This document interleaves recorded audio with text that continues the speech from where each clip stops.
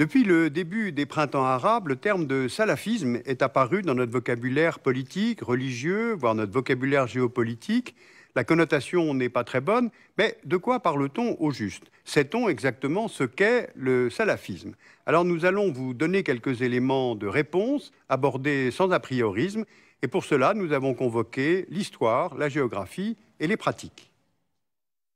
Voici la péninsule arabique en 632, date de la mort du prophète Mahomet à Médine. Le terme salafisme vient de l'arabe salaf al-sali, qui signifie pieux ancêtre, et cela désigne la génération des compagnons du prophète et les deux générations qui lui succèdent. Les salafistes considèrent que seul cet islam est véritable. C'est donc pour retrouver cet âge d'or qu'ils tentent de ressembler aux compagnons du prophète en les imitant, par exemple en portant la barbe et la camis, qui doit dénuder les chevilles par souci de modestie. Le salafisme est une doctrine idéologique de la branche sunnite. Elle trouve ses racines dans l'école juridique hanbalite, aujourd'hui principalement présente en Arabie saoudite. Dans l'histoire du salafisme, deux personnages ont été influents. Au IXe siècle, Ahmad ibn Hanbal, un théologien ayant vécu en Mésopotamie, c'est lui qui a fondé le hanbalisme, une école conservatrice qui considère que l'innovation est mauvaise et que la raison humaine éloigne du message divin. Et puis il y a, en 1744, dans la péninsule arabique, un disciple de l'école hanbalite, Ibn Abdel Wahhab, qui fait alliance avec un chef tribal originaire de la ville de Daria, dans la région du Nejdj, et ce chef, c'est Ibn Saoud. Et bien ensemble, ils parviennent à réaliser l'unité des tribus arabes. La doctrine wahhabite devient ainsi la force religieuse dominante dans la péninsule. Et en 1932, le royaume d'Arabie saoudite est fondé par la dynastie des Saouds, qui règne toujours sur ce pays aujourd'hui. Cette doctrine condamne toute forme d'innovation religieuse et réaffirme le principe de l'unicité de Dieu que l'on appelle Tawhid. Elle considère que les soufis ou les chiites ne sont pas de vrais musulmans et condamne les pratiques et les interprétations venant de l'islam populaire. C'est donc ce modèle saoudien, fondé sur cette alliance entre chefs politiques et religieux sunnites, autant que le message fondamentaliste d'Abdel Wahhab, qui sont les références des mouvements salafistes contemporains. Alors aujourd'hui, plusieurs courants coexistent au sein de la mouvance salafiste. D'abord les salafistes que l'on dit quiétistes, ce sont les plus nombreux, ils ne sont pas violents, prônant la réislamisation des sociétés musulmanes par le bas. Ensuite, les salafistes djihadistes, c'est un courant qui est né en Afghanistan pendant la guerre contre l'Union soviétique, un courant qui est minoritaire mais très médiatisé. Il prône le djihad armé contre les impies et contre les gouvernements considérés comme traîtres à l'islam pour instaurer un État authentiquement islamique. Et puis enfin, il y a les salafistes plus récemment politisés. Prenons maintenant 3 exemples de pratiques de cette doctrine en allant d'abord au Mali. Le Mali compte 16 millions d'habitants, dont 95% de musulmans.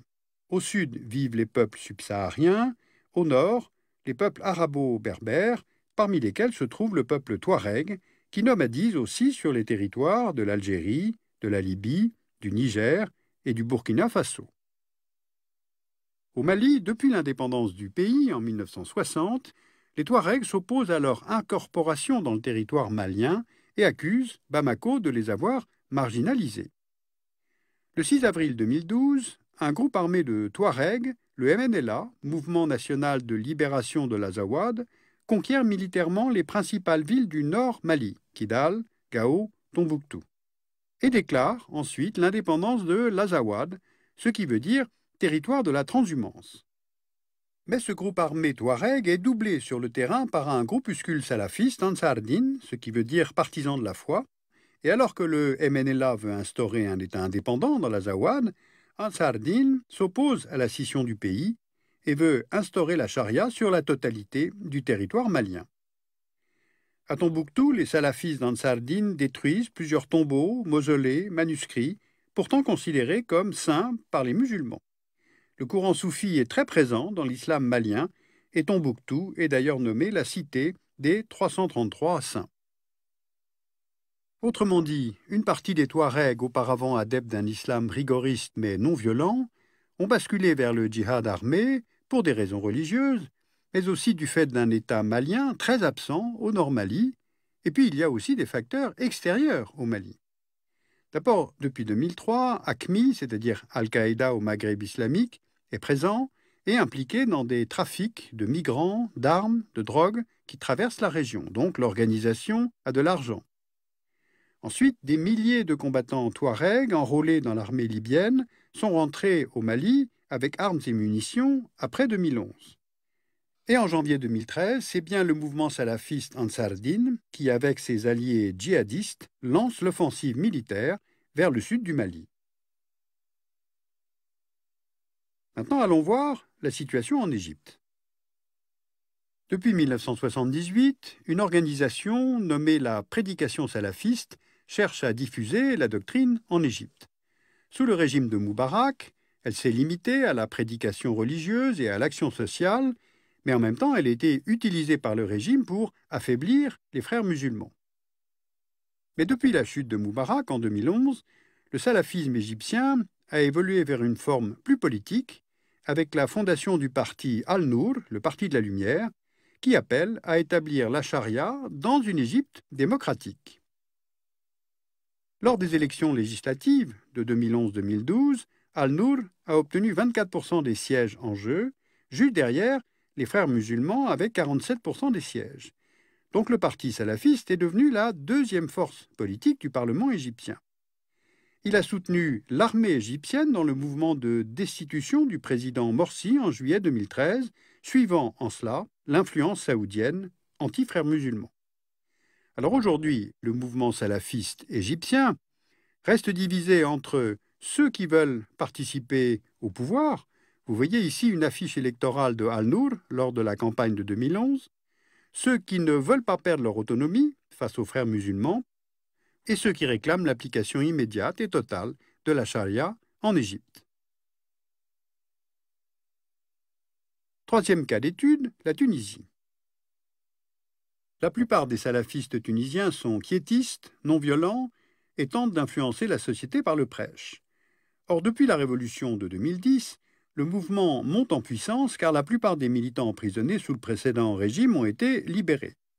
Ainsi, Abou Iyad, libéré en mars 2011, c'est un ancien compagnon de Ben Laden, et il fonde alors un mouvement salafiste de type djihadiste, Ansar al-Sharia, ce qui veut dire les partisans de la charia. Or, en août 2013, le gouvernement de Tunis désigne Ansar al-Sharia comme organisation terroriste, car elle est soupçonnée d'être impliquée dans les 2 assassinats politiques qui ont ébranlé le pays la même année. On sait aussi que les militants d'Ansar al-Sharia sont entraînés en Libye, dans le désert algérien, mais aussi sur le sol tunisien. Regardez sur la carte où se trouve le mont Chambi, entre la ville de Kasserine et la frontière algérienne. C'est là que s'entraînent et viennent se réfugier les combattants d'un maquis djihadiste composé d'Algériens proches d'AQMI, de Libyens du groupe islamique combattant libyen et de Tunisiens liés à Ansar al-Sharia, ou bien encore rentrés du Nord Mali ou de Syrie et décidés à poursuivre le djihad sur leur terre natale. En Tunisie, on assiste aussi à l'émergence d'un courant salafiste politique qui pourrait venir concurrencer Ennahda, le parti islamiste au pouvoir depuis la chute de Ben Ali. Bien, on a donc vu le cadre historique, le cadre théorique, quelques exemples conjoncturels. Voyons maintenant qui finance la mouvance salafiste. Eh bien, principalement l'Arabie saoudite et le Qatar. Commençons par l'Arabie saoudite. On trouve des financements saoudiens destinés aux partis salafistes, par exemple en Égypte, mais aussi des mécènes saoudiens qui financent des bourses pour étudier la religion à Médine, Riyad, la Mecque, ou encore financement de la construction d'édifices et de centres religieux à l'étranger, financement par des organisations caritatives islamiques, des membres de la famille royale, des hommes d'affaires, donc un financement saoudien plus ou moins privé. Le Qatar, lui, finance les salafistes qui sont anti-saoudiens. Au Nord Mali, par exemple, le Qatar apporte son soutien financier et matériel à Ansar Dine via l'organisation du Croissant Rouge qatari implantée au Mali. Des forces spéciales qataries seraient aussi sur place pour assurer l'entraînement des recrues dans Sardine.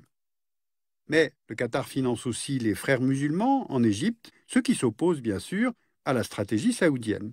Donc on le comprend, il y a concurrence entre Saoudiens et Qataris. Le Qatar cherche à supplanter l'Arabie saoudite dans son rôle de gardien de l'islam, et l'Arabie saoudite se considère comme le dépositaire de la doctrine religieuse islamique.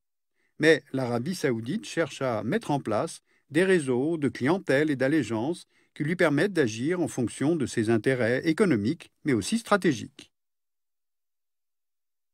Alors on l'a compris, au Maghreb, au Machrek, les printemps arabes ont ouvert de nouveaux espaces politiques qui n'existaient pas avant, donc il y a débat chez les salafistes. Faut-il poursuivre simplement la prédication ou participer au pouvoir? En Europe, les salafistes sont tout à fait minoritaires. Ils ont plus un désir de revanche personnelle, peut-être professionnelle, beaucoup plus qu'un projet de prise de pouvoir collective. En France, ils sont quelques milliers sur à peu près 5 millions de musulmans. Un tiers d'entre eux ne sont pas nés de familles musulmanes, ils se sont convertis. Et puis enfin, il y a les salafistes djihadistes, c'est-à-dire violents. Ce sont quelques dizaines d'individus. On estime qu'entre 100 et 300 personnes sont suivies et surveillées. L'appareil conceptuel est assez faible, mais le désir de rupture fait penser au vocabulaire des anarchistes du début du XXe siècle et à celui de l'extrême gauche radicale dans les années 70.